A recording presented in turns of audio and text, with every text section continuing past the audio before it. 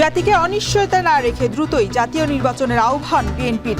প্রশাসনের সক্ষমতা যাচাইয়ে আগে স্থানীয় সরকার নির্বাচন চায় গণ অধিকার। বাজারে কারসাজি বন্ধ সহ রমজানের নিত্যপণ্য সহনীয় রাখার আশ্বাস অর্থ উপদেষ্টার। কোনো সংকট হবে না জানালেন গভর্নর। অনেক সময় দেখা যায় সাপ্লাই আছে, এটা ভোক্তার কাছে যায় না, গুদামে পরিস্থিতি লুকিয়ে রাখে। এইগুলো কোনো ক্রমে আমরা ইস্যু করবো না। চাল বলেন, গম বলেন, চিনি বলেন, বলেন, সবগুলোতে 20% থেকে 30% বৃদ্ধি হয়েছে। So we are well stocked in terms of Ramadan. ক্রীড়া বিভাগে এবছরের 21 পদক প্রদান করা হচ্ছে বাংলাদেশ জাতীয় নারী ফুটবল দলকে। অতীতের চেয়ে সৃজনশীল এবং শক্তিশালী বাংলাদেশ, 21 পদক তুলে দিয়ে প্রধান উপদেষ্টা। জুলাই চেতনায় ভাষা শহীদের স্মরণের প্রস্তুতি।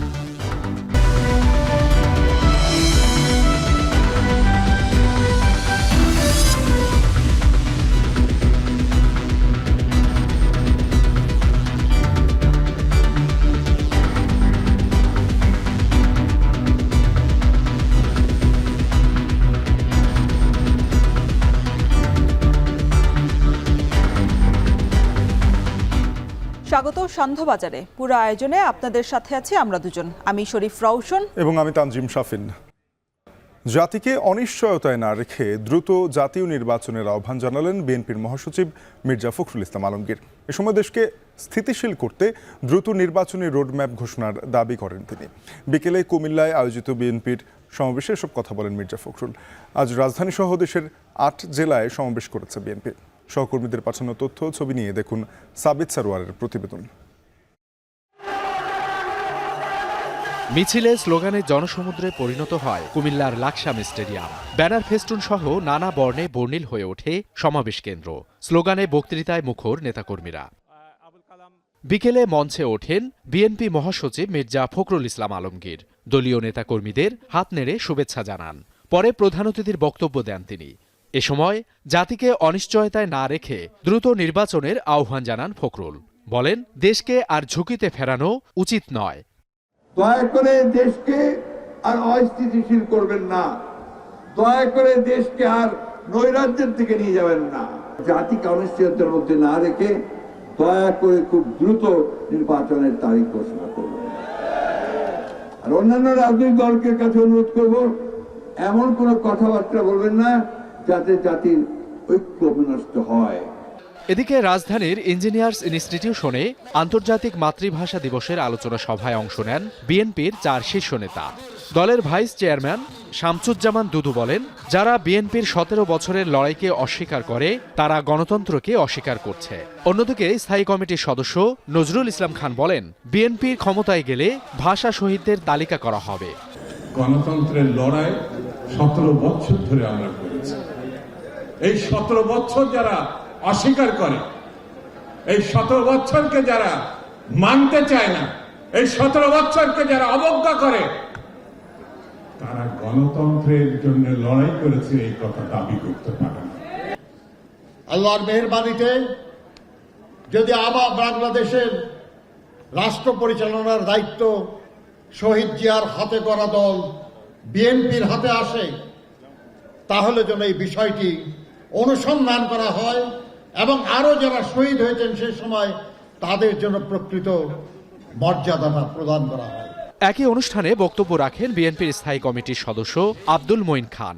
সবার আগে জনগণের জবাবদিহিতা নিশ্চিত করার কথা জানান তিনি। বাংলাদেশের মানুষ কিন্তু সচেতন, তারা আমাদের পর্যবেক্ষণ করছে, পর্যালোচনা করছে। তারা একদিন ভালোবেসে আমাদের গলায় যেমন ফুলের মালা দেয়, ঠিক তারপর দিনই তারা অ্যান্টি এস্টাবলিশমেন্ট হয়ে আমরা যখন যদি কোনো কারণে আমরা দেশ পরিচালনার দায়িত্বে যাই, এই একই জনতা কিন্তু আমাদের জবাবদিহি করতে পারবে। এই কথাগুলো আমাদের মনে রাখতে হবে। এছাড়া ময়মনসিংহ, বরিশাল ও চুয়াডাঙ্গা সহ দেশের বেশ কিছু জেলায় বিএনপির সমাবেশ অনুষ্ঠিত হয়েছে। সমাবেশ করেছে বিএনপি। সাবিত সারোয়ার, এখন। জাতীয় নির্বাচনের আগে প্রশাসনের সক্ষমতা যাচাইয়ে সীমিত পর্যায়ে স্থানীয় নির্বাচন চায় গণ অধিকার পরিষদ। এতে অবাধ, সুষ্ঠু এবং নিরপেক্ষ নির্বাচন কামনা করছে তারা বলে জানিয়েছেন দলটির সভাপতি নুরুল হক নূর। বৃহস্পতিবার বিকেলে নির্বাচন কমিশনের সাথে বৈঠক শেষে তিনি একথা বলেন। তিনি আরও বলেন, নির্বাচনে ভোট জালিয়াতি সহ কোনো প্রকার অনিয়ম যেন না হয়, কমিশনকে তা নিশ্চিত করতে হবে। আগামী নির্বাচনে গণ অধিকার পরিষদের জোটবদ্ধের বিষয়ে নেতৃবৃন্দ জানায়, এতে সমমনা দলের সাথে জোট হতে পারে, তবে এখন পর্যন্ত খুব বেশি আলোচনা হয়নি। এ সময় প্রবাসীদের ভোটার তালিকায় অন্তর্ভুক্ত করা এবং আওয়ামী লীগের নিষিদ্ধের দাবিও জানান তারা।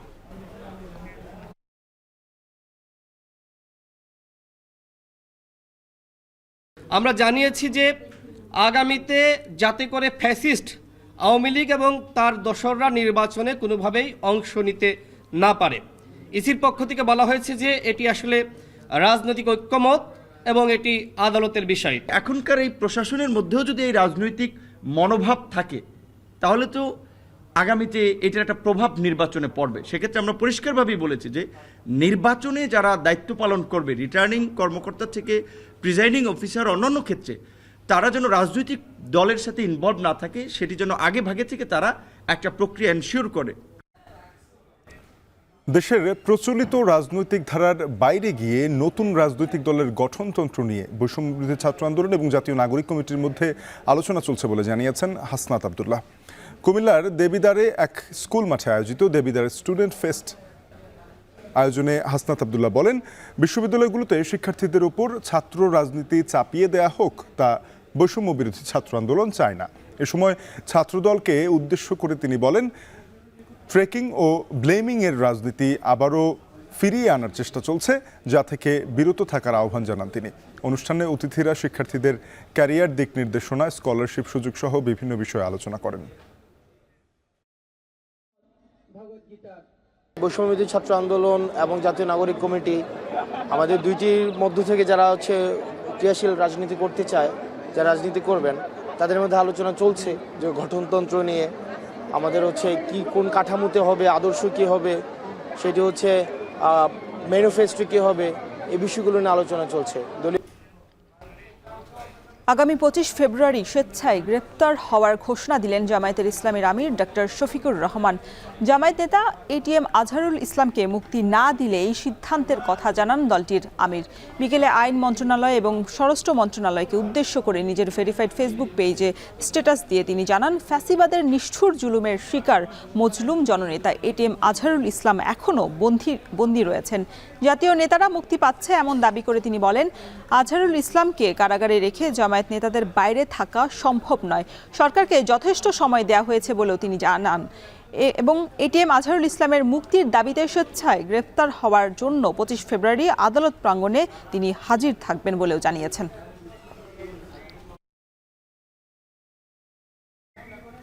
রমজানের নিত্যপণ্যের বাজারে কারসাজি বন্ধ সহ দাম সহনীয় রাখার আশ্বাস দিলেন অর্থ উপদেষ্টা ডক্টর সালেহউদ্দিন আহমেদ।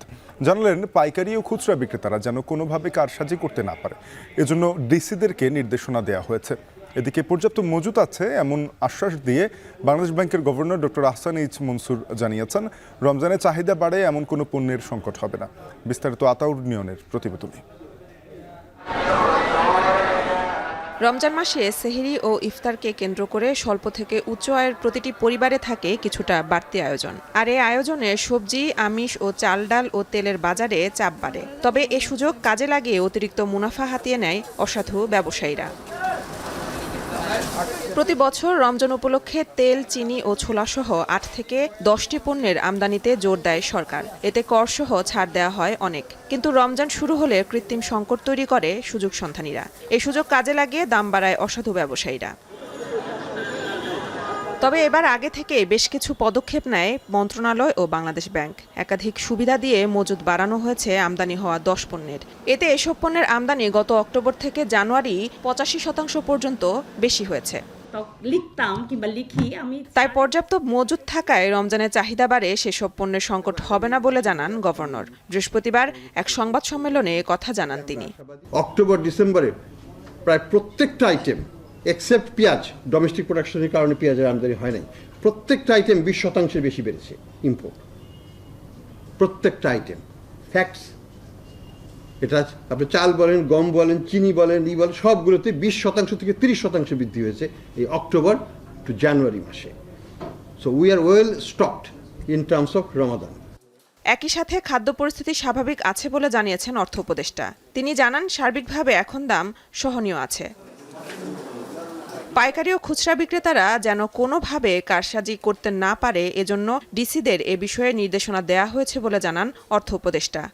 হোলসেলারদের এবং রিটেলারদের যাতে কোনো রকম ম্যানিপুলেশন যেন না হয়, কারণ খাদ্য অনেক সময় দেখা যায় সাপ্লাই আছে, এটা ভোক্তার কাছে যায় না, গুদামে পড়ে থাকে, লুকিয়ে রাখে। এইগুলো যে কোনো ক্রমে আমরা ইস্যু করবো না। তো রোজার সময় আমরা এনশিওর করবো যে কারো ইস্যু না। আর রোজার সময় আরেকটা দেখবেন, আমরা একটা এক্সট্রা সেল সেন্টার করে দিই, আপনারা দেখেছেন না কতগুলো একটা লোকে।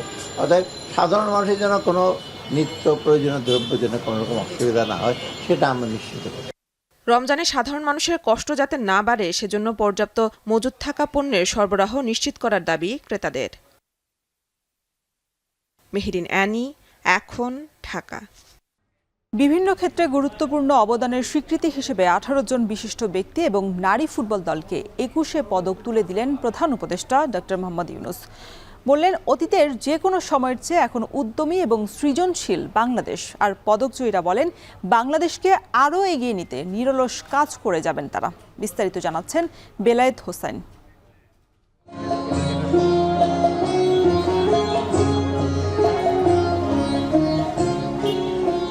ওরা আমার মুখের ভাষা কায়রা নিতে চায়, ওরা কথায় কথায় শিকল পড়ায় আমার হাতে পায় বলে ভাষার দাবিতে রাজপথে রক্তাক্ত মিছিলে সামিল হয়েছিলেন যারা, তাদের মধ্যে অনেকেই ঘাতকের বুলেটে শহীদি মর্যাদায় চিরশায়িত হয়ে আছেন। 1952 সালের ভাষা আন্দোলনের সেই সমস্ত শহীদদের স্মরণে প্রতি বছর 21 পদক প্রদান করে আসছে বাংলাদেশ সরকার। 1976 সাল থেকে শুরু হওয়া দেশের দ্বিতীয় সর্বোচ্চ এই সম্মাননা প্রদান করা হয় বিশিষ্ট সাহিত্যিক, শিল্পী, শিক্ষাবিদ, গবেষক, সাংবাদিক, ভাষা সৈনিক, অর্থনীতিবিদ ও সমাজসেবীদের অবদানের স্বীকৃতি হিসেবে।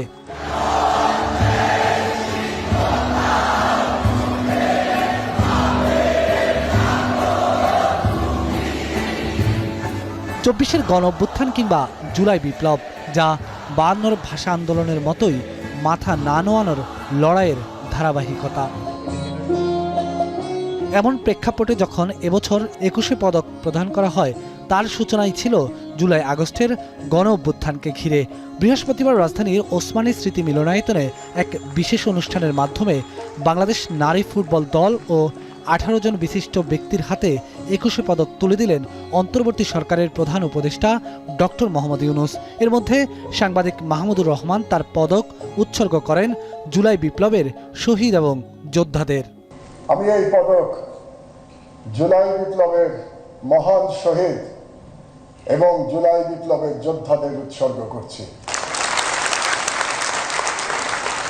আমাদের তরুণ ছাত্র জনতা ফ্যাসিবাদ এবং হেজেমনির এক মিলিত শক্তির বিরুদ্ধে লড়াই করে, অবিস্মরণীয় লড়াই করে তারা জনগণের মুক্তি এবং রাষ্ট্রের স্বাধীনতা ফিরিয়ে এনেছে। আমার কেস চলছে, একজন অভিযুক্ত ব্যক্তি যে সমালোচনা করে সে যে পদক পেতে পারে, এটা আমাকে আশা দেয়। আমাদের স্বপ্ন ছিল বাংলা ভাষাকে ডিজিটাল মাধ্যমে আরো সহজ এবং গণমুখী করা, এবং আজ সেই স্বপ্নের অংশ হিসেবে 21 পদক প্রাপ্তির এই মর্যাদাপূর্ণ মঞ্চে দাঁড়ানো আমাদের জন্য বিশাল গৌরব। আর সেটি আমাদের জন্য অনেক বড় সম্মানের। ক্রীড়াঙ্গনের জন্য মর্যাদার ও নারীদের জন্য অনন্য স্বীকৃতি, বলতে দ্বিধা নেই। এই স্বীকৃতি আমাদের দায়িত্ববোধ আরো বাড়িয়েছে। দেশের জন্য যেন আরো সম্মান বয়ে আনতে পারি, সেই দোয়াই সকলের কাছে কামনা করছি। পদক তুলে দেওয়ার পর প্রধান উপদেষ্টা বলেন, 21 ফেব্রুয়ারি আমাদের আত্মপরিচয়ের অবিনাশী স্মারক, আর 24 সুযোগ করে দিয়েছে বাংলাদেশকে নতুন করে তৈরি করার। গত বছরের 5ই আগস্ট ছাত্র শ্রমিক জনতার অভ্যুত্থানের মধ্য দিয়ে আমরা পেয়েছি এক নতুন বাংলাদেশ। এই বিজয়ের মধ্য দিয়ে সুযোগ এসছে এই নতুন বাংলাদেশ নির্মাণের। পরিবর্তিত পরিস্থিতিতে এবারের অমর একুশে নতুন তাৎপর্য নিয়ে আমাদের সামনে উপস্থিত হয়েছে। আমরা জানি 21শে ফেব্রুয়ারি আমাদের আত্মপরিচয়ের অবিনাশী স্মারক। তিনি বলেন, বাংলাদেশ অতীতের যে কোনো সময়ের চাইতে শক্তিশালী, উদ্যমী এবং সৃজনশীল। আমরা এখন অতীতের যে কোনো সময়ের চাইতে বেশি শক্তিশালী, উদ্যমী এবং সৃজনশীল।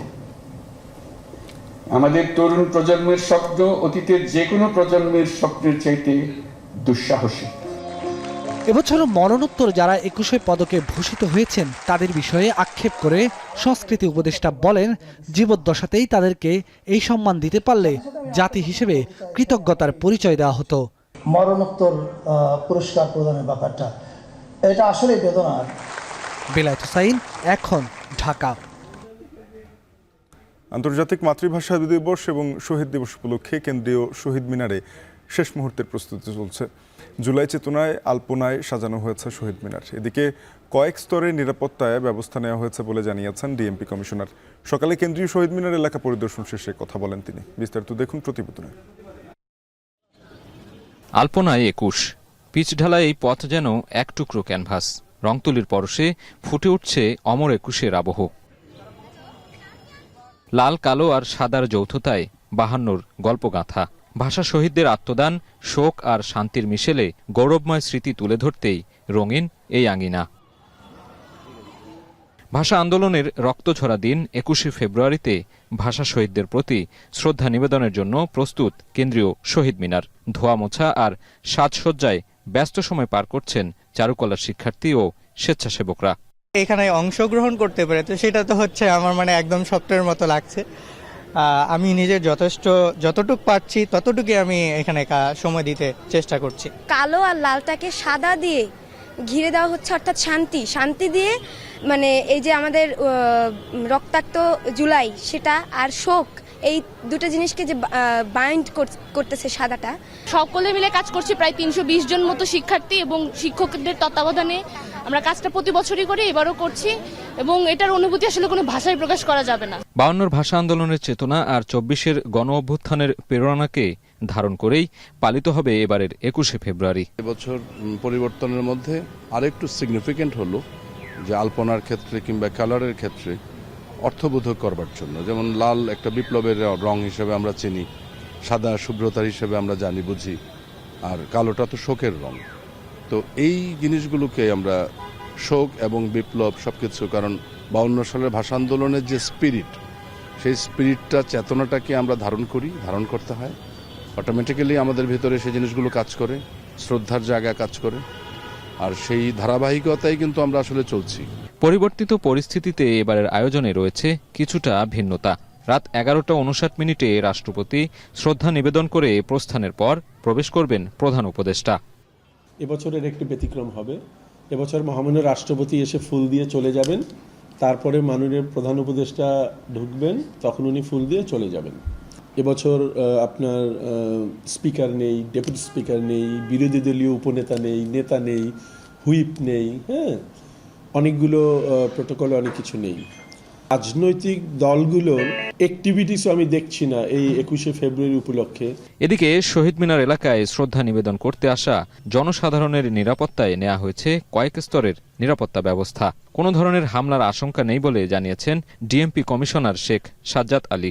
নিরাপত্তা ব্যবস্থা 3-4 স্তরে নেওয়া হয়েছে এবং আজকে সন্ধ্যায় প্রথমে 5টায় এবং পরবর্তীতে রাত্র 8টায় নিরাপত্তা ঢাকা মেট্রোপলিটন পুলিশের অফিসার এবং ফোর্স নিয়োজিত থাকবে এবং আগামীকাল বেলা 2টা পর্যন্ত আমাদের ফোর্স এবং অফিসাররা পুরো এলাকার নিরাপত্তার দায়িত্বে থাকবেন। এখন পর্যন্ত আমরা নিরাপত্তা সংক্রান্ত কোনো আশঙ্কা দেখি না। শোক আর প্রাপ্তির 21কে বিনম্র শ্রদ্ধায় স্মরণ আর তার চেতনাকে সঙ্গী করে এগিয়ে যাবে আগামীর বাংলাদেশ, প্রত্যাশা প্রজন্মের। সাজিদ আরাফাত, এখন, ঢাকা।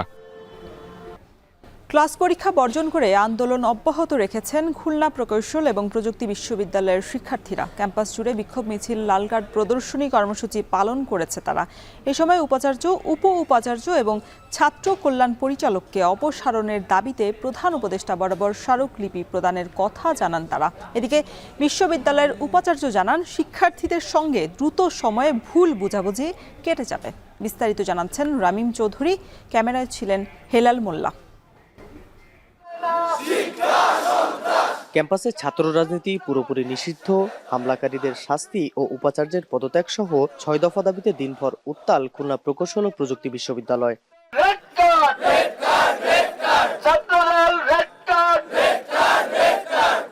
বৃহস্পতিবার সকাল 11টার পর থেকে বিশ্ববিদ্যালয়ের দুর্বার বাংলার চত্বরে জড়ো হতে থাকেন শিক্ষার্থীরা। শুরু হয় বিক্ষোভ মিছিল আর লাল কার্ড প্রদর্শন। শিক্ষার্থীদের হাতের লাল কার্ড ও নানা প্লাকার্ডে উঠে আসে প্রতিবাদের ভাষা। এর আগে বিশ্ববিদ্যালয়ের প্রধান ফটকে লাল রং দিয়ে রক্তের প্রতীকী চিহ্ন এঁকে দেয় শিক্ষার্থীরা। কুয়েটে শিক্ষার্থীদের উপর হামলার ঘটনায় ব্যর্থতার দায় স্বীকার না করায় উপাচার্য, উপ উপাচার্য ও ছাত্র কল্যাণ পরিচালকের অপসারণের দাবিতে প্রধান উপদেষ্টা বরাবর স্মারকলিপি প্রদান করা হবে বলে জানায় শিক্ষার্থীরা। তবে এখনো পর্যন্ত সরকারের পক্ষ থেকে কেউ যোগাযোগ না করায় ক্ষোভ জানিয়েছেন তারা। আমাদের প্রশাসন আমাদের কোনো কথা না শুনে, আমাদের কোনো দাবি না মেনে উল্টা আমাদেরকে মব বলে, আমাদেরকে আমরা উস্কানি দিয়েছি বলে নানা ধরনের উস্কানিমূলক কথাবার্তা বলেছিল। তো আমরা এর পরিপ্রেক্ষিতে প্রশাসনকে বর্জন করেছি এবং প্রধান উপদেষ্টা বরাবর আমরা একটি স্মারকলিপি প্রেরণ করব। 6 দফা দাবি সম্পূর্ণরূপে মেনে না নেওয়ার জন্য কুয়েটের সকল শিক্ষার্থী ভাইস চ্যান্সেলর, প্রো ভাইস চ্যান্সেলরকে বর্জন করেছে এবং তাদেরকে অপসারণের জোর দাবি দেয়া হলো। শিক্ষার্থী, কর্মকর্তা এবং অধীনস্থ সকলের কুয়েটের সাথে সংযুক্ত থাকা অবস্থায় কুয়েটের ভিতরে ও বাইরে কোনো প্রকার রাজনীতির সঙ্গে প্রত্যক্ষ বা পরোক্ষভাবে যুক্ত থাকতে পারবে না। এদিকে কুয়েট উপাচার্য জানিয়েছেন, শিক্ষার্থীদের সঙ্গে সাময়িক ভুল বোঝাবুঝি হয়েছে, যা দ্রুত সময়ে কেটে যাবে। এছাড়া গঠন করা হয়েছে 4 সদস্যের তদন্ত কমিটি। যারা এই অনাকাঙ্ক্ষিত ঘটনাটা ঘটেছে, আমাদের ছাত্ররা যদি জড়িত থাকে এটার সাথে, এটার জন্য আমরা একটা তদন্ত কমিটি করেছি, 4 সদস্যের একটা তদন্ত কমিটি, যে 3টা ওয়ার্কিং ডের মধ্যে তারা আমাদেরকে একটা রিপোর্ট দিবে। তাদের দাবির জন্য যদি সব ব্যবস্থা করি, তাহলে আমাদেরকে কেন পদত্যাগ করতে হবে? একমাত্র আমাদের এই পদত্যাগের দাবি ছাড়া যতগুলো দাবি দিয়েছে আমাদের রিটেন আছে প্রত্যেকটা, যে আমরা তাদের দাবিগুলো মেনে নিয়েছি এবং এক্সিকিউট করেছি। এদিকে শিক্ষার্থীদের উপর হামলার ঘটনায় বুধবার রাতে অজ্ঞাত 400 থেকে 500 জনকে আসামি করে মামলা করা হয়েছে। বুধবার রাতে কুয়েটের নিরাপত্তা পরিদর্শক মনিরুজ্জামান লিটন বাদী হয়ে এ মামলা দায়ের করেন। মঙ্গলবার বিকেলে দেয়া আলটিমেটামের মধ্যে 6 দফা দাবি পূরণ না হওয়ায় কুয়েটের উপাচার্য, উপ উপাচার্য ও ছাত্র কল্যাণ পরিচালককে বর্জন করে সাধারণ শিক্ষার্থীরা। পরে প্রশাসনিক ও একাডেমিক ভবনে তালা ঝুলিয়ে দেয় তারা। রামিম চৌধুরী, এখন, খুলনা। সাবেক র্যাব কর্মকর্তা আলেপ উদ্দিনের বিরুদ্ধে ধর্ষণের তথ্য প্রমাণ এসেছে ট্রাইব্যুনালে। এদিকে সাবেক সেনা কর্মকর্তা জিয়াউল হাসান সহ 9 পুলিশ কর্মকর্তার বিরুদ্ধে জুলাই আগস্টে সংঘটিত মানবতাবিরোধী অপরাধের মামলার তদন্ত প্রতিবেদন 28 এপ্রিল দাখিল করার নির্দেশ দেওয়া হয়েছে। প্রতিবেদনে বিস্তারিত। বিচার বহির্ভূত হত্যাকাণ্ডের জন্য পরিচিতি পায় এএসপি আলেপ উদ্দিন। খোদ বাহিনীর মধ্যেই কুখ্যাতি পেয়েছিলেন টার্গেট শুটারের নামে, আবার জল্লাদ নামেও ডাকা হতো তাকে। র্যাব 11তে থাকাকালীন ক্রসফায়ারের নামে 2 হাতে অস্ত্র চালিয়ে মানুষকে হত্যা করার অভিযোগ রয়েছে তার বিরুদ্ধেও। জঙ্গি সম্পৃক্ততায় বেসরকারি বিশ্ববিদ্যালয়ের শিক্ষার্থীকে আটক করার পর তার স্ত্রীকে ডেকে ভয় দেখিয়ে রোজা ভাঙিয়ে একাধিকবার ধর্ষণ করার অভিযোগ উঠেছে এএসপি আলেপ উদ্দিনের বিরুদ্ধে। নানান অপকর্মের পরও দেয়া হয়েছিল রাষ্ট্রীয় পুরস্কার পিপিএম ও বিপিএম। ট্রাইব্যুনালের চিফ প্রসিকিউটর তাজুল ইসলাম জানালেন, আলেপের বিরুদ্ধে আনা অপরাধের তথ্য প্রমাণ প্রসিকিউশনের হাতে রয়েছে। আজকে এই ট্রাইব্যুনালের কক্ষে আপনারা দেখেছেন আমার পেছনে অনেকে দাঁড়িয়ে আছেন, যাদেরকে আলেপ উদ্দিন অপহরণ করে গুম করে বছরের পর বছর আটকে রেখেছিল। তাদেরকে নিষ্ঠুরতম পন্থায় নির্যাতন করেছিল, ইলেকট্রিক শক দেয়া, চোখ বেঁধে রাখা, উল্টো করে ঝুলিয়ে পেটানো, বিদ্যুতায়িত করা, এবং সবচাইতে মারাত্মক যেটা করেছিলেন, যে একজন আসামিকে গুম করে রাখার সময়ে তার স্ত্রীকে, তার বিশ্ববিদ্যালয়ে পড়ুয়া স্ত্রীকে তার স্বামীকে হত্যার ভয় দেখিয়ে তাকে বাধ্য করে একাধিকবার রমজান মাসে রোজা ভাঙিয়ে তাকে ধর্ষণ করা হয়েছে। এই তথ্য প্রমাণাদি আমাদের কাছে এসেছে। এদিন আরেক পুলিশ কর্মকর্তা মহিউদ্দিন ফারুকির বিরুদ্ধে গুম ও নির্যাতনের অভিযোগ আনা হয়েছে। দুজনের বিরুদ্ধেই তদন্ত প্রতিবেদন দিতে 28 মে দিন ধার্য করা হয়েছে। গেল বছরের জুলাই আগস্টে ছাত্র জনতার আন্দোলন দমনে চরম বল প্রয়োগ করে তৎকালীন আইনশৃঙ্খলা রক্ষাকারী বাহিনী। আন্দোলন দমনে রাজপথে নির্বিচারে গুলি চালায় পুলিশ। অনেকেই পুলিশের গুলিতে সঙ্গে সঙ্গে মাটিতে লুটিয়ে পড়ে মারা যান। হত্যা ও নির্যাতনের ঘটনায় পুলিশের ২৬ কর্মকর্তার বিরুদ্ধে গ্রেফতারি পরোয়ানা জারি করে আন্তর্জাতিক অপরাধ ট্রাইব্যুনাল। এখন পর্যন্ত গ্রেফতার হওয়া ৮ কর্মকর্তাদের বৃহস্পতিবার ট্রাইব্যুনালে হাজির করা হয়। আন্তর্জাতিক অপরাধ ট্রাইব্যুনালের চেয়ারম্যান বিচারপতি গোলাম মর্তুজা মজুমদারের নেতৃত্বে ৩ সদস্যের ট্রাইব্যুনালে তাদের উপস্থাপন করা হয়। ছাত্র জনতার আন্দোলনে গুলি চালিয়ে হত্যা, হেলিকপ্টার থেকে গুলি চালানোর বিষয় জানতে চায় আইজিপির কাছে। এজন্য তাকে একদিন জিজ্ঞাসাবাদ করতে চায় ট্রাইব্যুনাল। জুলাই আগস্টের সমস্ত হত্যাকাণ্ড, মানবতা বিরোধী অপরাধ সংগঠিত হয়েছিল, এপিসি ব্যবহার করা হয়েছিল, হেলিকপ্টার ব্যবহার করা হয়েছিল, মারণাস্ত্র ব্যবহার করা হয়েছিল। এই বিষয়ে তিনি আগে একটা জবানবন্দি দিয়েছেন। সেই জবানবন্দির সূত্র ধরে আরও অনেক তথ্য, যেগুলোর ব্যাখ্যা তার কাছ থেকে আমাদের দরকার। হেলিকপ্টার অপারেশন কার নির্দেশে হয়েছিল, কারা কারা যাত্রী ছিল, কতগুলো ফ্লাইট পরিচালনা করা হয়েছিল, কী ধরনের অস্ত্র পরিবহন করা হয়েছিল। পুলিশের প্রধান হিসাবে তার এটা জানার কথা। সেই বিষয়ে আমরা তাকে জিজ্ঞাসাবাদ করার জন্য একদিনের সময় চেয়েছি। গণহত্যা, মানবতা বিরোধী অপরাধের মামলায় তদন্ত শেষ করার জন্য সর্বোচ্চ গুরুত্ব দিয়ে কাজ করছে তদন্ত সংস্থা। আইনশৃঙ্খলা বাহিনীর ১০ কর্মকর্তাকে কারাগারে পাঠানো হয়েছে। জাহিদ হাসান, এখন, ঢাকা। বাংলাদেশ ভারত সম্পর্ক আরও স্বাভাবিক করতে ঢাকায় পররাষ্ট্রমন্ত্রী পর্যায়ের বৈঠকে বসতে নীতিগতভাবে একমত দুদেশ।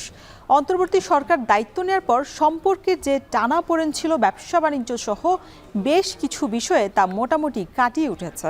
ওমানের মাস্কাটে ভারতের পররাষ্ট্রমন্ত্রী এস জয়শঙ্করের সঙ্গে বৈঠক করে ঢাকায় ফিরে সাংবাদিকদের এসব কথা জানান পররাষ্ট্র উপদেষ্টা। এ সময় ভারতের সাথে ভিসা সহ কিছু জায়গায় জটিলতা থাকলেও দুই দেশের সম্পর্ক ত্বরান্বিত করতে আগ্রহী বলেও জানান উপদেষ্টা। বিস্তারিত জানাচ্ছেন মাঝার ইমন। আওয়ামী লীগ সরকারের পতনের পর ভারত বাংলাদেশ পররাষ্ট্র মন্ত্রণালয়ের সর্বোচ্চ দায়িত্বশীল পর্যায়ে দ্বিতীয় বৈঠক।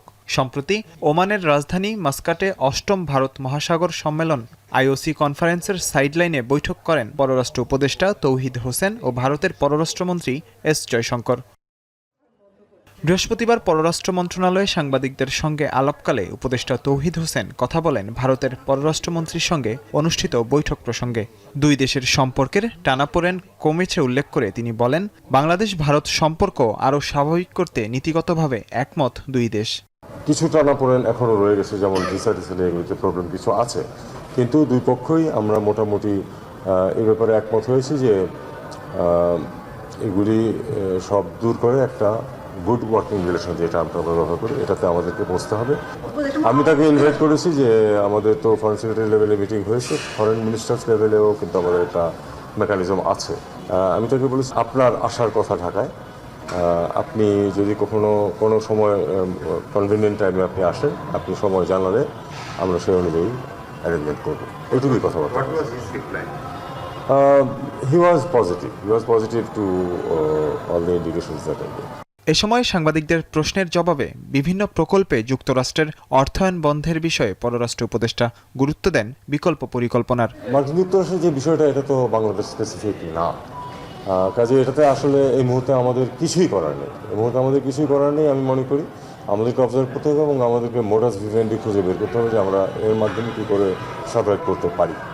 এর আগে গত বছরের সেপ্টেম্বরে যুক্তরাষ্ট্রের নিউ ইয়র্কে জাতিসংঘ সাধারণ পরিষদের অধিবেশনের ফাঁকে প্রথমবার বৈঠকে বসেছিলেন অন্তর্বর্তী সরকারের পররাষ্ট্র উপদেষ্টা মোহাম্মদ তৌহিদ হোসেন ও ভারতের পররাষ্ট্রমন্ত্রী এস জয়শঙ্কর। মাঝার ইমন, এখন, ঢাকা। বন্ধকি নেয়া জমিতে বাস্তবে কোনো ভবন না থাকা সত্ত্বেও স্থাপনা দেখিয়ে জনতা ব্যাংক থেকে ২৯৭ কোটি টাকা আত্মসাতের অভিযোগ উঠেছে। এই ঘটনায় বাংলাদেশ ব্যাংকের সাবেক গভর্নর আতিউর রহমান ও অর্থনীতিবিদ ডক্টর আবুল বারকাতের বিরুদ্ধে মামলা করেছে দুদক। অবৈধ সম্পদ অর্জনের অভিযোগে মামলা হয়েছে সাবেক আইজিপি বেনজির আহমেদ ও সাবেক এমপি গোলাম ফারুকের বিরুদ্ধেও। দুদক জানায়, অবৈধ কাজ করে যারা বিদেশে পালিয়ে গেছেন তাদেরকে ফিরিয়ে আনতে কাজ করছে সংস্থাটি। বিস্তারিত নাজমুস সাকিবের প্রতিবেদনে। 2009 থেকে 7 বছর বাংলাদেশ ব্যাংকের গভর্নর ছিলেন ডক্টর আতিউর রহমান। তার সময়কালেই ঘটে হ্যাকিংয়ের মাধ্যমে বাংলাদেশ ব্যাংকের রিজার্ভ চুরির ঘটনা। 2016 সালের 15 মার্চ এর দায়ে পদত্যাগ করেন তিনি। এবার তার বিরুদ্ধে এলো নতুন অনিয়মের খবর। ব্যাংক থেকে মর্টগেজ নেয়া জমিতে বাস্তবে কোনো ভবন না থাকার পরেও স্থাপনা দেখিয়ে জনতা ব্যাংক থেকে এননটেক্স গ্রুপের নামে প্রায় 297 কোটি টাকার বেশি ঋণ নেওয়া হয়। ঋণ নেওয়ার জন্য বানানো হয়েছে ভুয়া কাগজপত্র। এর সঙ্গে জড়িত থাকার অভিযোগে সাবেক গভর্নর ডক্টর আতিউর রহমান, তৎকালীন জনতা ব্যাংকের চেয়ারম্যান ডক্টর আবুল বারাকাত সহ মোট 23 জনের বিরুদ্ধে মামলা করেছে দুর্নীতি দমন কমিশন। বৃহস্পতিবার সংস্থাটির নিজস্ব কার্যালয়ে মহাপরিচালক বলেন, 2022 সালের ঋণ অনিয়ম নিয়ে দুদকের তদন্তে পর্যাপ্ত প্রমাণ না পাওয়ায় তখন মামলার কার্যক্রম বন্ধ হয়ে গিয়েছিল। তবে নতুন অনুসন্ধানে অনিয়মের প্রমাণ পাওয়ায় এ মামলা করা হয়। 297,38,87,296 টাকা আত্মসাতের অপরাধে বাংলাদেশ ব্যাংকের ডক্টর আতিউর রহমান, সাবেক গভর্নর, বাংলাদেশ ব্যাংক প্রধান কার্যালয়, ঢাকার বিরুদ্ধে দণ্ডবিধি 409, 420, 467, 468, 471, 109 এবং দুর্নীতি প্রতিরোধ আইন 1947 5-2 ধারায় আরও একটি মামলার রুজুর সিদ্ধান্ত গৃহীত হয়েছে।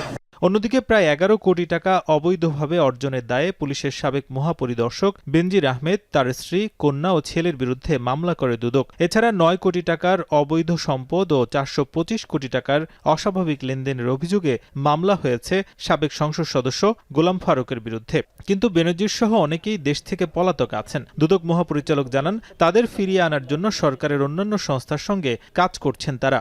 যারা বিদেশে পলাতক আছেন তাদেরকে দেশে ফিরিয়ে আনার ব্যাপারে সরকার অত্যন্ত আন্তরিক এবং আমাদের যারা এই শুধু আমরা আমাদের মামলাতে তদন্ত করছি না, আরও আইন প্রয়োগকারী সংস্থা তারাও অনেক মামলা তদন্ত করছেন। সবাই চেষ্টা করছেন তাদেরকে দেশে ফিরিয়ে আনার জন্য। আওয়ামী লীগ সরকারের পতনের পর দুদক প্রায় শতাধিক মামলা ও অনুসন্ধান কার্যক্রম শুরু করে।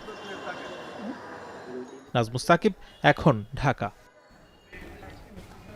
2014 এবং 18 সালের বিতর্কিত নির্বাচনে রিটার্নিং কর্মকর্তার দায়িত্ব পালন করা 22 ডিসিকে বাধ্যতামূলক অবসরে পাঠালো জনপ্রশাসন মন্ত্রণালয়। এর আগে 2 আদেশে 45 কর্মকর্তাকে ওএসডি করা হয়। বৃহস্পতিবার সচিবালয়ে নিজ দপ্তরে সাংবাদিকদের এ তথ্য জানান জনপ্রশাসন মন্ত্রণালয়ের সিনিয়র সচিব ডক্টর মোখলেসুর রহমান।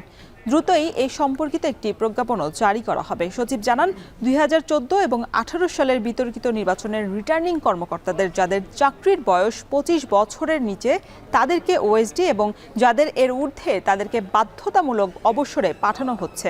এছাড়া 2024 সালের পাতানো নির্বাচনে যে সকল কর্মকর্তারা দায়িত্ব পালন করেছেন তাদের বিরুদ্ধেও ব্যবস্থা নেওয়া হবে।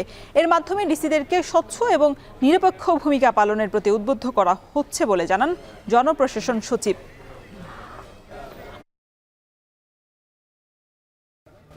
অমর 21 বইমেলার 20তম দিন আজ। মেলা প্রাঙ্গণে আছেন সহকর্মী তানজিলা খান মিম, যুক্ত হব তার সাথে। মিম, কাল তো 21 ফেব্রুয়ারি, ব্যাপক ক্রেতা পাঠকের সমাগম হয়ে থাকে এই দিনটিতে। ব্যবস্থাপনা নিয়ে মেলা কর্তৃপক্ষ, প্রকাশকরা কি বলছেন?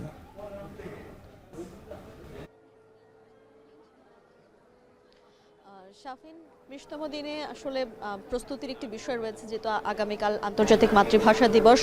অনেকেই আসলে শহীদ মিনারে সেই ভাষা শহীদদেরকে ফুলেল শ্রদ্ধা জানাতে আসবেন, সেই সঙ্গে এসে ঘুরে যাবেন এই অমর 21 বইমেলাও। যারা বইকে ভালোবাসেন, যারা পাঠক রয়েছেন প্রকৃতপক্ষে, তারাও কিন্তু একবার হলেও আসবেন প্রিয় বইটিকে নিজের করে কিনে নেওয়ার জন্য।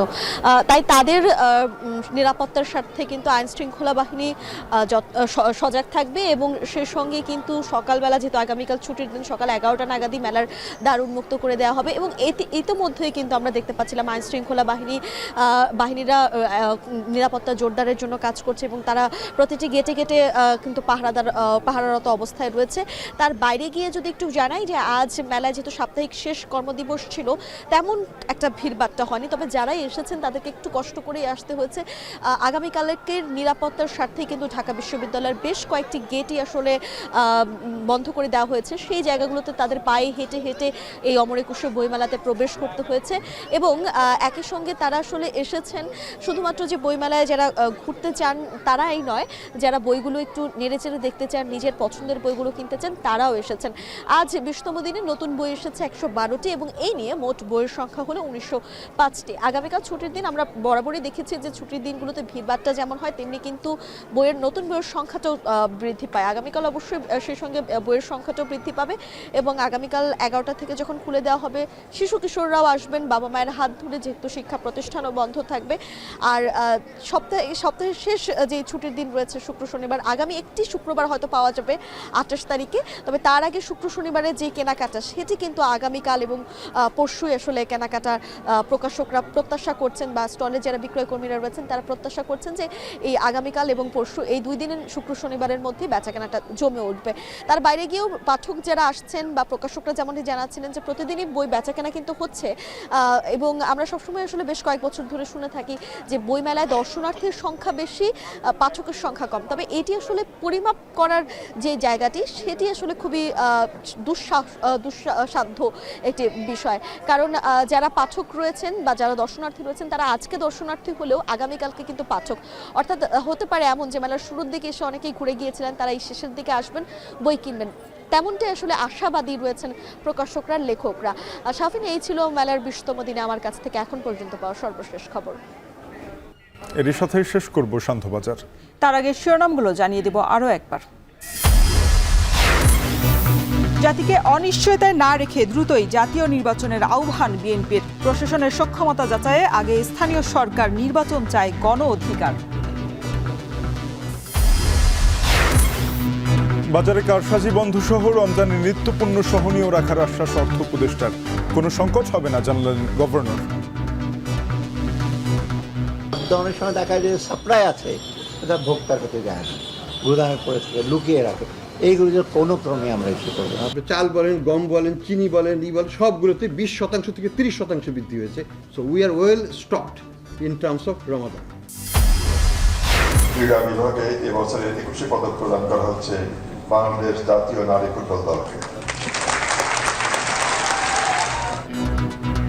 অতীতের চেয়ে সৃজনশীল এবং শক্তিশালী বাংলাদেশ, 21 পদক তুলে দিয়ে প্রধান উপদেষ্টা।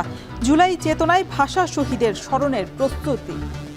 এই ছিল সান্ধ্যবাজারের আয়োজনে। এখন টেলিভিশন ওয়েবসাইটে দেখতে ভিজিট করুন www.এখন.tv। যুক্ত থাকুন ফেসবুকে facebook.com/tv.এখন এবং ইউটিউবে দেখতে ভিজিট করুন youtube.com/c/এখন tv।